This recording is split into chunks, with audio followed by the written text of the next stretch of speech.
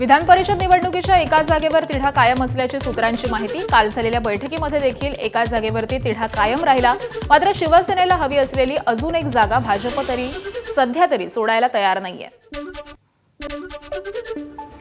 ठाणे विधान परिषद जागेवरून महायुतीत वाद होण्याची शक्यता आहे। या जागेवरती भाजपने दावा केलेला असून नगरसेवकांचं संख्याबळ जास्त असल्यामुळे ही जागा भाजपलाच मिळावी अशी मागणी भाजप आमदार संजय केळकर यांनी केली आहे। भाजपचे 444 नगरसेवक असून शिवसेना आणि जिजाऊ संस्थेची संख्या 346 असल्याचा दावा त्यांनी केलाय। पालघरपासून अनेक स्थानिक स्वराज्य संस्थांमधील भाजप नगरसेवकांचे फोन आल्याचं सांगत महायुतीच्या चर्चेत ठाण्याचं बळी जाता कामा नये अशी कार्यकर्त्यांची मागणी असल्याचं केळकर म्हणालेले आहेत। महायुतीच्या चर्चेत भाजपची भूमिका मजबूत असून ठाणे विधान परिषदेसाठी ठाणे जिल्ह्यामधीलच चेहरा उमेदवार असेल असं देखील त्यांनी स्पष्ट केलं। सदस्य संख्या जी आहे ती भारतीय जनता पार्टीची आहे। अनेक ठिकाणं पालघरपासून ते निरनिराळ्या स्थानिक स्वराज्य संस्थेच्या नगरसेवकांकडून कार्यकर्त्यांकडून देखील मला फोन आले की आपण हा आपला आग्रह आहे आणि ही जागा जी आहे ती आपल्याला मिळाली पाहिजे। ही जागा द्यायला काहीच हरकत नाही भारतीय जनता पार्टीला। जवळजवळ 444 नगरसेवकांची संख्या आहे। लोकसभेला देखील आपण मोठ्या मनाने दिलं ना। लोकसभा ही भारतीय जनता पार्टीचे जास्त आमदार होते, 6 मध्ये 4 आमदार होते, तरी देखील भारतीय जनता पार्टीने लोकसभेची जागा देखील दिली की मित्र पक्षाला। आणि त्याच्यामुळे ही मागणी जी आहे ती याच्यामध्ये काही गैर आहे असं मला वाटत नाही। ही रास्त मागणी आहे। एकनाथ शिंदेंची साथ देणाऱ्या बच्चू कडूंवरती उद्धव ठाकरेंनी जोरदार टीका केली आहे। घरी बोलावू बच्चू कडूंना मंत्री केलं की चूक झाल्याचं उद्धव ठाकरेंनी सांगितलेलं आहे। यावेळी बोलताना त्यांनी लोभापायी शिंदेंसोबत गेल्याची टीकाही उद्धव ठाकरेंनी केली आहे। त्यांच्या या टीकेला उद्धव ठाकरेंनी प्रत्युत्तर दिलंय। उद्धव ठाकरेंना मुख्यमंत्री बनवण्यासाठी आमदार कमी पडत होते तेव्हा आमच्या 2 आमदारांनी पाठिंबा दिल्याचं कडू यांनी सांगितलं। मुख्यमंत्री म्हणून उद्धव ठाकरेंना पहिला पाठिंबा दिल्याचं देखील कडूंनी सांगितलं। त्यामुळे उद्धव ठाकरे विरुद्ध बच्चू कडू हा वाद चांगलाच रंगलाय।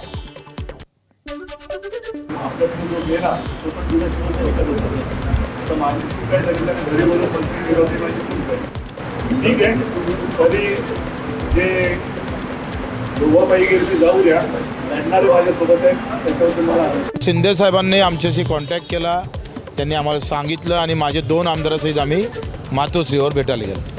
कशासाठी गेलो आहे का आम्ही आता उद्धव साहेब मुख्यमंत्री होणार आहे। शिवसेनेचं जे काही संख्याबळ आहे त्याच्यात अपक्षाचं संख्याबळ जुळलं तर आमची दावेदारी अधिक मजबूत होईल। म्हणजे आम्ही कशासाठी गेलो मातोश्रीवर, उद्धव साहेब मुख्यमंत्री झाले पाहिजे म्हणून। ते म्हणतात बच्चू कडू राज्यमंत्री माझ्या घरी करून दिले। उद्धव साहेबांना आम्ही मातोश्रीवर जाऊन पाठिंबा दिला हे सांगत का नाही उद्धव साहेब? खरं तर त्यांच्यावर बोलावं असं मला कधीच वाटत नाही। वाशिममध्ये जिल्हाध्यक्ष सुरेश मापारी यांना पदावरून हटवल्यामुळे नाराजी व्यक्त होते। ठाकरे सेनेचे जिल्हाध्यक्ष सुनेर मापारींसह 100 ते 200 कार्यकर्ते आज भाजपमध्ये प्रवेश करणार आहेत। मुंबईमध्ये देवेंद्र फडणवीस यांच्या हस्ते हा भाजप प्रवेश होणार आहे। 2 दिवसांपूर्वी ठाकरेंच्या शिवसेनेचे जिल्हाप्रमुख म्हणून बालाजी वानखडे यांची निवड झाल्यामुळे सुरेश मापारी हे नाराज असल्याची चर्चा आहे। स्थानिक स्वराज्य संस्थांच्या विधान परिषद निवडणुकांसाठी अनेक जण तयारी करतात। कोकणातील रायगड, रत्नागिरी आणि सिंधुदुर्ग या विधान परिषद जागेसाठी शिवसेनेमधून राजन साळवी यांच्या नावाची चर्चा सुरू आहे। पक्षानं संधी दिली तर निवडणूक लढवायला आवडेल अशी इच्छा मी पक्षातील नेत्यांकडे व्यक्त केलेली आहे अशी प्रतिक्रिया राजन साळवींनी एबीपी माझाशी बोलताना दिली आहे। शिवसेनेकडे सध्या संख्याबळ जास्त आहे, पक्ष देईल तो आदेश मान्य असेल असं साळवी म्हणाले।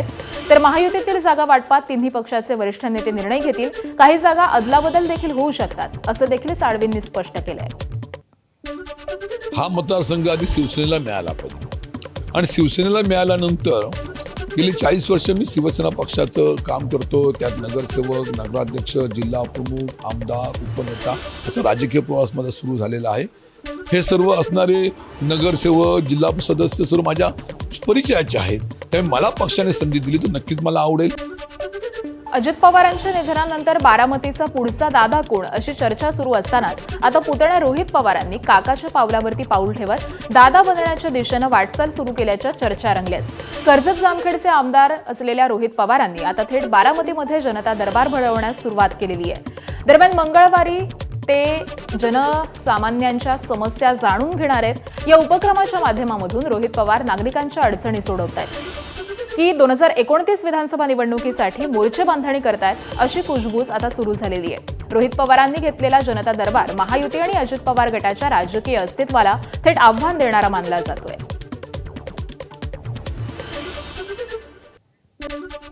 लोक मला भेटतात की ॲडमिशनचा विषय, आता 11वी-12वीची ॲडमिशन सुरू आहे, काही 5वी ते 10वीपर्यंतच्या पण ॲडमिशन सुरू आहेत. त्याचबरोबर या तालुक्यामध्ये माझी कंपनी आहे, 300पेक्षा जास्त पोल्ट्री फार्मर आहेत.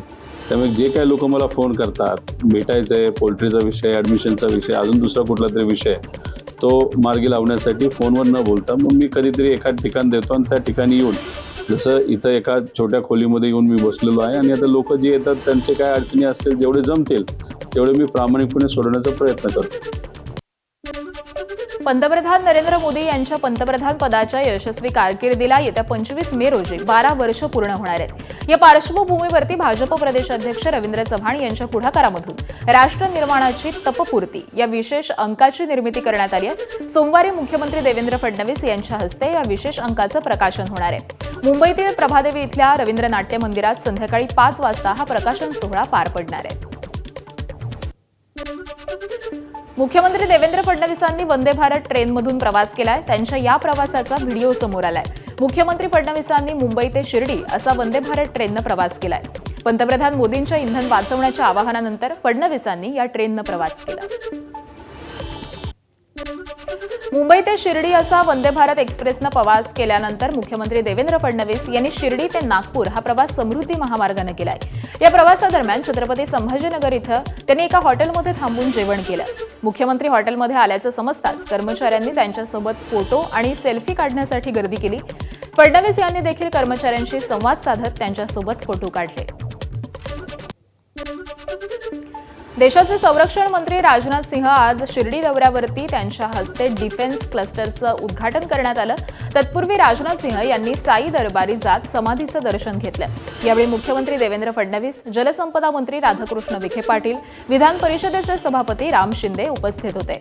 राजनाथ सिंह यांच्या हस्ते साईबाबांची पाद्यपूजा आणि आरती करण्यात आली. तर साईबाबा संस्थानच्या वतीनं राजनाथ सिंह यांचा साईबाबांची मूर्ती आणि शाल देऊन सत्कार करण्यात आला. शिर्डीच्या औद्योगिक वसाहतीत उभारण्यात आलेल्या निबे ग्रुपच्या संरक्षण उत्पादन प्रकल्पाचं उद्घाटन देशाचे संरक्षण मंत्री राजनाथ सिंह यांच्या हस्ते झालं. या उद्घाटन सोहळ्यासाठी मुख्यमंत्री देवेंद्र फडणवीस, जलसंपदा मंत्री राधाकृष्ण विखे पाटील यांच्यासह अनेक मान्यवरांनी उपस्थिती लावली. शिर्डीत श्रद्धेसोबतच आता शक्तीचा देखील नवा अध्याय सुरू झालाय.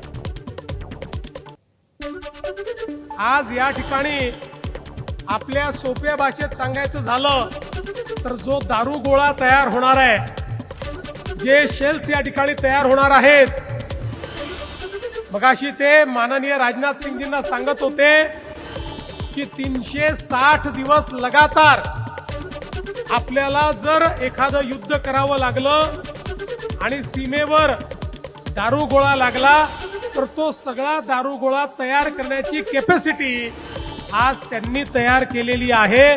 इतकं मोठ्या प्रमाणात हे काम या ठिकाणी झालंय. मुंबईतील सिद्धिविनायक गणपती मंदिर परिसराच्या सुशोभीकरणासाठी मुंबई महानगरपालिकेकडून मोठा निधी खर्च करण्यात येणार आहे. या प्रकल्पाच्या पहिल्या टप्प्याच्या कामाचं भूमिपूजन सोमवारी होणार आहे. मात्र या सोहळ्याच्या पत्रिकेत पहिल्यांदाच महापौर आणि उपमहापौर या दोघांच्याही नावाचा उल्लेख नव्हता.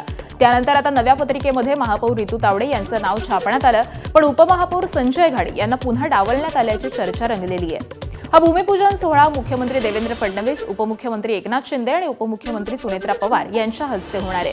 त्याचबरोबर मुंबई महानगरपालिका आयुक्त अश्विनी भिडे आणि अतिरिक्त आयुक्त अश्विनी जोशी उपस्थित राहणार असल्याचा उल्लेख आहे. शिवसेना आदिवासी विकास विभाग आणि आधार प्रतिष्ठानतर्फे पालघरच्या बोईसर इथं 201 जोडप्यांचा सामूहिक विवाह सोहळा पार पडला. राज्यमंत्री योगेश कदम यांच्या प्रमुख उपस्थितीमध्ये पार पडलेल्या या सोहळ्यात उपमुख्यमंत्री एकनाथ शिंदे यांनी व्हिडिओ कॉलद्वारे नवविवाहितांना शुभ आशीर्वाद दिले. आदिवासी समाजामधील आर्थिक दुर्बल घटकांसाठी आधार प्रतिष्ठान दरवर्षी या सोहळ्याचं आयोजन करतं. यावेळी पारंपरिक आदिवासी पद्धतीसह वैदिक पद्धतीनं विवाह लावण्यात येतात. आर्थिक दुर्बल घटकांना लग्नाचा खर्च परवडत नसल्यामुळे असे सामूहिक विवाह सोहळे हे महत्त्वाचे आहेत, अशी भावना योगेश कदम यांनी व्यक्त केली आहे. हिंगोली जिल्ह्यामध्ये मागील आठवड्याभरापासून मोठ्या प्रमाणामध्ये डिझेल तुटवडा निर्माण झालाय. हिंगोलीच्या गोरेगावमधील संत नामदेव पेट्रोल पंपावरती रात्री डिझेल खरेदीवरून जोरदार हाणामारी झाली आहे. बाचाबाचीचं रूपांतर हाणामारीत झालं. डिझेल खरेदीसाठी पेट्रोल पंपावरती लांबच लांब रांगा लागलेल्या होत्या आणि दरम्यान हाणामारीची घटना सीसीटीव्हीत कैद झाली. बुलढाणा जिल्ह्यात इंधन टंचाईमुळे अक्षरशः वाहनधारक शेतकरी रस्त्यावरती उतरले होते. रात्रीपासूनच रांग लावून देखील डिझेल मिळत नसल्यामुळे संतप्त शेतकऱ्यांनी चिखली तालुक्यातील मेरा फाटा इथं नागपूर पुणे मुंबई महामार्ग हा रोखून धरला आणि त्यामुळे काही काळ वाहतूक कोंडी देखील झालेली होती. वर्धा जिल्ह्यातील वडनेर इथं राष्ट्रीय महामार्ग क्रमांक 44 वरच्या ARS एनर्जी पेट्रोल पंपावरती अन्न पुरवठा विभागानं धडक कारवाई केली आहे. धडक कारवाई करत खासगी टँकरमध्ये भरलेले डिझेल जप्त केलंय. तर ग्राहकांच्या सातत्यानं येणाऱ्या तक्रारींनंतर वडनेर पोलीस आणि अन्न पुरवठा अधिकारी गौरव भांडेकर यांनी ही कारवाई केली आहे. कारवाई दरम्यान चंद्रपूर इथल्या कॅलिबर ट्रान्सपोर्ट सर्व्हिसेसचा खासगी टँकर जप्त करण्यात आलाय. तपासात रिटेल पेट्रोल पंपावरती मोठ्या प्रमाणात व्यावसायिक टँकरमध्ये डिझेल भरलं जात असल्याचं समोर आलेलं आहे आणि नियमांनुसार रिटेल पेट्रोल पंपावरून अशा प्रकारे बल्कमध्ये डिझेल विक्री करता येत नाही. मात्र अनेक दिवसांपासून हा प्रकार सुरू असल्याची चर्चा परिसरामध्ये होती. नीट पेपरफुटी प्रकरणाच्या तपासात सीबीआयच्या हाती धक्कादायक माहिती लागली आहे. फिजिक्स विषयाच्या पेपरशी संबंधित नोट्स मनीषा हवालदार यांनी जाळून नष्ट केल्याचं तपासामध्ये समोर आलंय. याशिवाय मनीषा हवालदार आणि मनीषा मांढरे यांच्यातील व्हॉट्सअप संदेश देखील डिलीट करण्यात आल्याची माहिती समोर आलेली आहे. धाराशिवमध्ये नीटच्या पेपरनंतर आणि निकाल लागायच्या आधीच विद्यार्थ्यांच्या अभिनंदनाचे बॅनर लागलेले आहेत. खासगी क्लास चालकाकडून हे बॅनर लावत MBBS विद्यार्थी पात्र ठरतील असा दावा केल्याचं आदर्श शिक्षण प्रसारक मंडळ अध्यक्ष सुधीर पाटील यांनी म्हटलंय. तर संबंधित क्लास चालकाची चौकशी करण्याची मागणी ही देखील त्यांनी केलेली आहे. दरम्यान यावरती आन्सर की आल्यानंतर त्यावर आधारेच बॅनर लावले होते. मात्र पेपर फुटीची चर्चा झाल्यानंतर बॅनर उतरवले अशी प्रतिक्रिया लातूर पॅटर्न क्लासचे संचालक बलवीर जानराव यांनी दिलेली आहे. कोट 2 कोट ज्यांच्या पालकाचं उत्पन्न आहे असे किती विद्यार्थी असतील? मी त्यांना विचारलं, आपल्याला पालक शिकवायचे नाहीत, आपल्याला विद्यार्थी शिकवायचे आहेत. बौद्धिक क्षमतेनं आपले जे 400-500 विद्यार्थी आहेत त्यांना आपण नाही सर, त्याला आपण एक वेगळ्या पद्धतीनं कोचिंग देऊ आणि त्यांना 100% सक्सेसचा रेट देऊ. त्यांनी परीक्षेच्या निकाला अगोदरच सांगितलं होतं 600+ आमचे पेपर राहतील. अभिनंदनाचे बॅनर लावलेत. अजून परीक्षा व्हायच्या होत्या त्याच्या अगोदर, म्हणजे परीक्षेचे निकाल यायचे होते त्याच्या अगोदर यांनी बॅनर लावले. एवढा कॉन्फिडन्स ह्याला कुठून आला? NTEची आन्सर की आली. NTEची आन्सर की आल्यानंतरनं आम्ही त्या मुलांचं स्कोअर ॲनालिसिस केला काही तिथं बसून आमच्या शिक्षकांनी आम्ही. त्याच्यानंतरनं मग 600च्या पुढे काय मुलं चालली होती. 600च्या मुलं पुढे चालल्यावर आम्ही ते इथं लावले बॅनर. सर आन्सर की आल्यानंतर बॅनर लावले. हे तुम्ही एकदा इन्क्वायरी करा पूर्ण. आन्सर की आल्यानंतरच बॅनर लावले आणि संशय व्यक्त केल्यावर बॅनर की काढलेले नाही. त्याच्यानंतर 5-6-8 दिवसांनी काढलेले आहेत. सर महिला बालविकास मंत्री आदिती तटकरे यांचे खासगी स्वीय सहाय्यकावरती गंभीर आरोप करण्यात आलेले आहेत. तटकरे यांचे स्वीय सहाय्यक राजेश गायकवाड हे विभागातील महिला कर्मचारी आणि अधिकाऱ्यांची अश्लील भाषेमध्ये बोलत आणि धमक्या देत असल्याचा आरोप केला गेलाय.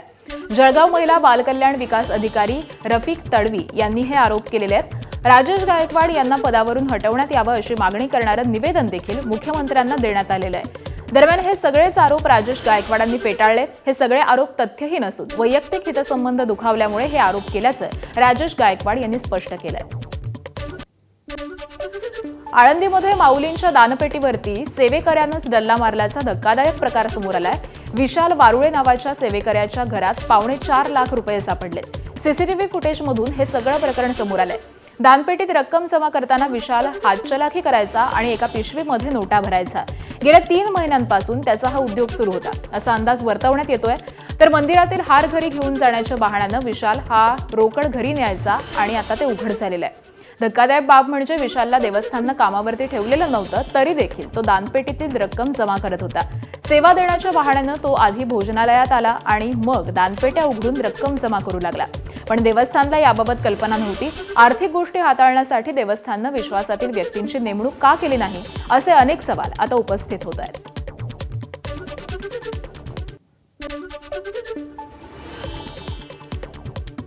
करणारा विशाल बाळू वारुळे वय 33 वर्ष आणि त्याने त्या दानपेटीमधून पैसे काढत असताना त्यातील काही पैसे हा त्याच्याबरोबर असलेल्या थैलीमध्ये तो टाकून ते लपून तो घेऊन जात होता आणि कॅशियर रूममध्ये लपून ठेवून घरी जाताना ते पैसे घेऊन जात असल्याचं त्यांना CCTV फुटेजमध्ये दिसून आलं होतं. सदरचं CCTV फुटेज त्यांनी बघितल्यानंतर पोलीस स्टेशनला तक्रार दिली. त्यावरून आळंदी पोलीस स्टेशनला सदर सेवकाविरुद्ध गुन्हा दाखल करण्यात आला होता.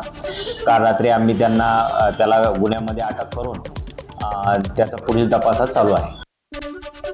कल्याणमधील म्हारळ परिसरात अल्पवयीन मुलीच्या छेडछाड प्रकरणातून मुलीच्या मामाची निर्घृण हत्या झाल्याची धक्कादायक घटना घडली आहे. मुलीच्या आईला पोलीस ठाण्यात तक्रार करण्याचा सल्ला दिल्याचा राग मनात धरून आरोपींनी मुलीचे मामा रवींद्र अहिरे यांच्यावरती धारधार शस्त्रानं वार केलेत. या हल्ल्यामध्ये त्यांचा मृत्यू झालाय. या प्रकरणी टिटवाळा पोलिसांनी मुख्य आरोपी दीपक दांडे याच्यासह विजय भिडे आणि परशुराम भिडे या तिघांना अवघ्या 1 तासामध्ये अटक केली आहे. आरोपींविरोधात खुनाचा गुन्हा दाखल करण्यात आलेला असून न्यायालयानं त्यांना पोलीस कोठडी सुनावली. अहिल्यानगरमध्ये आंब्याचा रस खाल्ल्यानं एकाच कुटुंबातील 7 जणांना विषबाधा झाली आहे. या सगळ्यांवरती रुग्णालयात उपचार करण्यात आले. यातील 6 जणांना डिस्चार्ज देत एकावरती उपचार सुरू आहेत. दरम्यान या जायभाय कुटुंबानं ज्या आंब्याचा रस खाल्ला ते कॅल्शियम कार्बाइडचा वापर करून पिकवल्याची शक्यता डॉक्टरांनी वर्तवली आहे. कॅल्शियम कार्बाइड ओलाव्याच्या संपर्कात आल्यावरती इसिटिलीन नावाचा वायू सोडतो, जो माणसासाठी घातक ठरतो आणि त्यामुळे आंबे खाताना योग्य ती काळजी घ्या. नाशिकच्या मनमाड परिसरात झालेल्या अवकाळी पावसानं मनमाड इथल्या KM खाजगी कृषी मार्केट या व्यापाऱ्याचं लाखो रुपयांचं नुकसान झालंय. खरेदी केलेला मका भिजल्यामुळे व्यापाऱ्याचं मोठ्या प्रमाणात नुकसान झालेलं आहे. तर काही ठिकाणी वादळी वाऱ्यामुळे झाडं देखील पडण्याच्या घटना घडल्या. शेतकऱ्यांसाठी चिंता वाढवणारी बातमी आहे. बाजारात फेक पनीर, फेक तुपानंतर आता बोगस खतांची एंट्री झालेली आहे. गुजरातच्या आनंद जिल्ह्यात मोठी कारवाई करण्यात आली आहे. गुजरातच्या SOG विभागानं बोगस खतांची निर्मिती करणाऱ्या कारखान्यांवरती कारवाई केलेली आहे.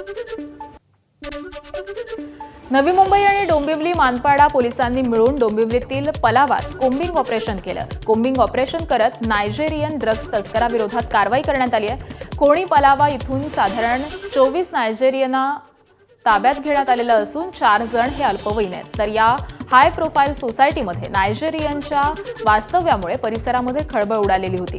ताब्यात घेतलेल्या नायजेरियनपैकी 9 जण हे रेकॉर्डवरचे असून 9 जणांचे पासपोर्टची मुदत ही देखील संपल्याचं कळत आहे.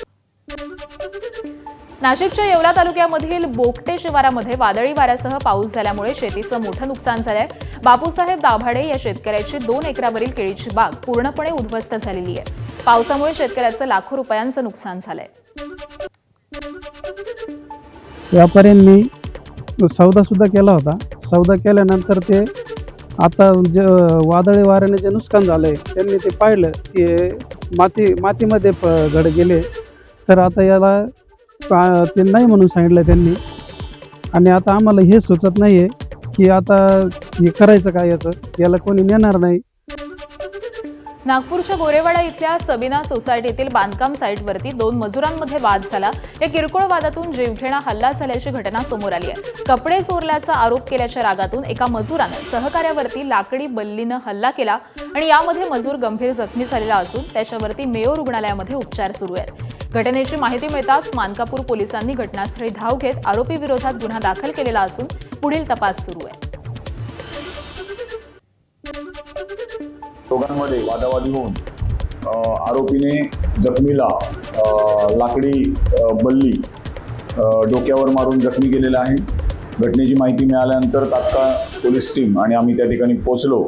त्या दोघांनाही हॉस्पिटलला नेण्यात आलं. त्यामध्ये सुनील बर्मय्या हा गंभीर जखमी होता. त्याला सध्या सर्जिकल ICUमध्ये मेयो हॉस्पिटल या ठिकाणी ॲडमिट केलेले पुढील उपचार चालू आहेत.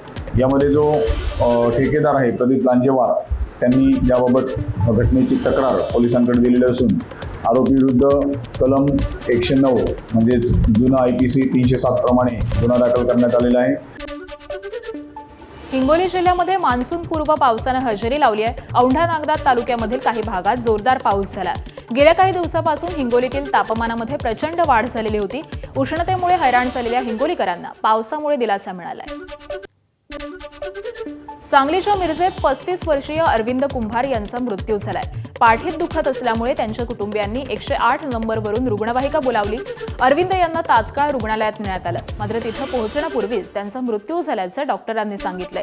या घटनेनंतर अरविंद कुंभार यांचे कुटुंबीय आक्रमक झालेत. रुग्णवाहिकेमध्ये प्राथमिक उपचार न मिळाल्यामुळे त्यांचा मृत्यू झाला असा आरोप वैद्यकीय अधिकारी डॉक्टर अविनाश सकटे यांनी केलेला आहे. रुग्णवाहिकेचा आपत्कालीन सेवेमध्ये समावेश होतो, मात्र त्यामधील डॉक्टर रुग्णांवरती प्राथमिक उपचार करत नाहीत, त्यामुळे अनेक रुग्णांची प्रकृती खालावते.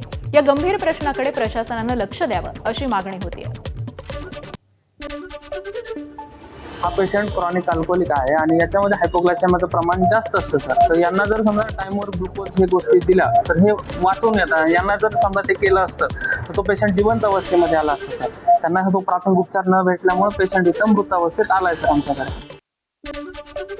परभणी जिल्ह्यात सलग दुसऱ्या दिवशी अनेक भागांमध्ये वादळी वाऱ्यासह मुसळधार पावसानं हजेरी लावली. वादळी वाऱ्यासह झालेल्या पावसानं जाम, सोन्ना आणि मांडाखळीसह अनेक गावांमध्ये घरांवरचे पत्रे हे उडून गेलेले आहेत. तसंच शेतीमध्ये देखील मोठं नुकसान झालेलं असून पाणी साचल्याचं चित्र पाहायला मिळतंय. अचानक आलेल्या पावसामुळे परभणीत जनजीवन विस्कळीत झाल्याचंही पाहायला मिळालं. जालना जिल्ह्यातील घनसावंगी तालुक्यात काल संध्याकाळी हवामानात अचानक बदल झाला आणि जोरदार वादळी वाऱ्यासह पावसानं हजेरी लावली. दिवसभर प्रचंड उकाडा आणि वाढलेल्या तापमानानं हैराण झालेल्या नागरिकांना या अचानक आलेल्या पावसानं मोठा दिलासा मिळाला. 4 वाजल्यापासून ढगाळ वातावरणामुळे पावसाची शक्यता होती, तर काही वेळामध्ये जोरदार पाऊस सुरू झाल्यानं सामान्य नागरिकांची अचानक धांदल उडाली.